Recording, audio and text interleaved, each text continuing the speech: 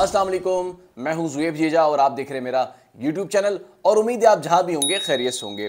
बात कर लेते हैं ज़ोहरा काज़मी केस के हवाले से कि एक जानिब कस्टडी का जो केस है वो अदालत में दायर कर दिया गया है। इस पर बात कर लेते हैं और साथ ही जो डॉक्टर्स की टीम थी उन्होंने भी अदालत में रिपोर्ट जमा कराई थी और रिपोर्ट में क्या था इस पर भी बात कर लेते हैं और साथ ही जो डॉक्टर फातिमा है जिसके खिलाफ कोई कार्रवाई अमल में नहीं आई है, अब वो करने क्या जा रही है। यानी कि अब वो एक तरफ तो वो नाकाम हो गई अपने मंसूबे में जो वो करना चाह रही थी और दूसरी जानिब अब वो करने क्या जा रही है, इस पर भी बात कर लेते हैं। और साथ ही जो पुलिस की तफ्तीश है यानी कि वो इस केस को लेकर मुकम्मल हो चुकी है और पुलिस ने अब सारा मलबा और जो कीचड़ पुलिस पर उछल रहा था खुद को बचाने के लिए, अब पुलिस ने सारा मलबा अदालत पर डाल दिया है और अब फैसला अदालत पर छोड़ दिया है कि वो इस केस में क्या फैसला करते हैं।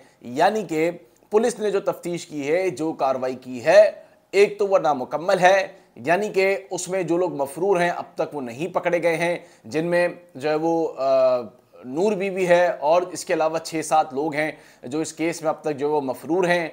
उनके खिलाफ 87-88 की जो कार्रवाई है वो भी अमल में नहीं आ सकी है। इसके अलावा उनको अब तक अदालत में गिरफ्तार करके पेश भी नहीं किया जा सका है। तो इन तमाम चीज़ों पर बात कर लेते हैं। सबसे पहले बात करते हैं कि कस्टडी का जो केस है वो वालिद की जानिब से दायर किया गया है और कस्टडी का केस बहुत सारे लोग ये सवालात कर रहे हैं कि क्यों ये केस इतनी ताखीर से दायर किया गया, इससे पहले ये केस क्यों नहीं दायर किया गया। अगर कस्टडी अगर वालिदैन को मिल सकती थी तो वालिदैन को पहले ही ये केस जो है वो दाखिल करना चाहिए था। मामला ये है कि अगर कस्टडी का केस अगर पहले दाखिल कर दिया जाता तो नताइज वो नहीं निकलते जो आज आ सकते हैं। यानी कि जो पहले रोज से अगर कस्टडी का केस दायर किया जाता तो कस्टडी में थोड़ा सा जो है वो कानूनी पेचीदगियों का सामना करना पड़ता। एक जानिब जो ज़ोहरा है उसको पूरी तौर पर इब्तदाई जब दिनों में ही उसको मुकम्मल तौर पर उन्होंने जकड़ा हुआ था, जो इनके बयानात थे वो दिलवाए जा रहे थे। लेकिन अब मामला अब ये इस बात को काफ़ी वक्त हो चुका है और वो शेल्टर होम में है और मुकम्मल तौर पर वो उसका इलाज भी हो रहा है और वो वहाँ पर मौजूद भी है। तो इस ऐसे मौके पर कस्टडी का केस करने का मकसद ये है कि इससे जो केस के जो नताइज हैं वो मुस्बत आ सकेंगे। यानी कि अगर कस्टडी का आप केस दायर करते हैं, एक जानिब जो डॉक्टर्स की रिपोर्ट आई है वो बहुत अहमियत की हामिल है जिसकी वजह से कस्टडी का केस दायर किया गया है। डॉक्टर ये अपनी रिपोर्ट में कहते हैं कि लड़की जो है वो घर जाने के लिए रजामंद है, यानी कि लड़की घर जाने के लिए रजामंद है, वो बेचैन है और वो वालिदैन के पास जाना चाहती है। तो ये जो जुमले हैं ये पॉजिटिव हैं और ये अदालत में जब ये केस दायर किया जाएगा तो इस रिपोर्ट की बड़ी अहमियत होगी, इन जुमलों की जो डॉक्टर्स की टीम थी जिन्होंने ये रिपोर्ट बनाकर अदालत में पेश की है। अब एक जानिब कस्टडी का केस जो है वो दायर हो जाता है। अब सपोर्टिंग के लिए जो है वो ये डॉक्यूमेंट जो है, ये रिपोर्ट जो है बहुत अहमियत की हामिल है जो कि डॉक्टर्स की जानिब से जमा कराई गई है, जिसमें कहा गया है कि ज़ोहरा जो है वो घर जाना चाहती है और घर जाने के लिए रजामंद है। यही बात इससे पहले जो डॉक्टर्स थी उन्होंने भी ये जो है वो लिखा था, लेकिन चूंकि उनका लिखना और इनके लिखने में थोड़ा सा जो फ़र्क है, चूंकि वो वाली जो रिपोर्ट थी वो डॉक्टर फातिमा वाली थी तो वो इसलिए जो है वो अदालत में उसको नहीं माना गया। और अब मामला यह है कि एक तरफ डॉक्टर फातिमा के खिलाफ जो है वो कोई कार्रवाई अमल में नहीं आई है, अब लिहाजा जो रिपोर्टें अदालत में पेश हो रही हैं अब इनकी पूरी कोशिश है कि किस तरह इस केस को ख़राब किया जाए।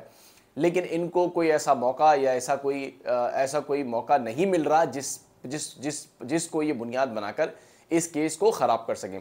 तो लिहाजा जो महकमा सेहत के जो अमला है या जो आला अफसरान है, जब तक वो डॉक्टर फातिमा के खिलाफ कार्रवाई नहीं करेंगे कानूनी और क्या कहते हैं इंटरनल, जब तक मुझे लगता है वो उस केस से जो है वो पीछे नहीं हटेंगी, इसी तरह से साजिशें पसे पर्दा रह के जो है वो चलती रहेंगी। अब मामला ये है कि एक तरफ जो है वो पुलिस का मामला काफ़ी जो है वो दबता जा रहा है कि पुलिस, अगर आप देखें पुलिस का रवैया बिल्कुल नॉर्मल हो चुका है। पुलिस ने जब से जो है वो तफ्तीश जो है वो तमाम चीज़ें चालान वगैरह जो है वो जमा करा दिए, तो पुलिस अब इस केस से जो है वो पीछे हट रही है। यानी कि अब पुलिस ये चाहती है कि जो पुलिस के दामन में जो दाग लगाया पुलिस उसे धोने की कोशिश कर रही है और सारा मलबा जो है अदालत पर डाल दिया है।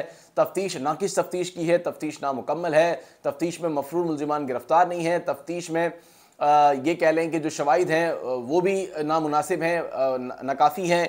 इसके अलावा बहुत सारी ऐसी चीज़ें हैं जिस पर उन्होंने जो है वो मुल्ज़िमान को रियायत बरती है, जिसकी वजह से अब अदालत में मामला है, फैसला अदालत ने करना है, सारा मलबा अदालत पर डाल दिया है। चूंकि इससे पहले कीचड़ जो है पुलिस पे उछाला जा रहा था, तनकीद पुलिस पे की जा रही थी।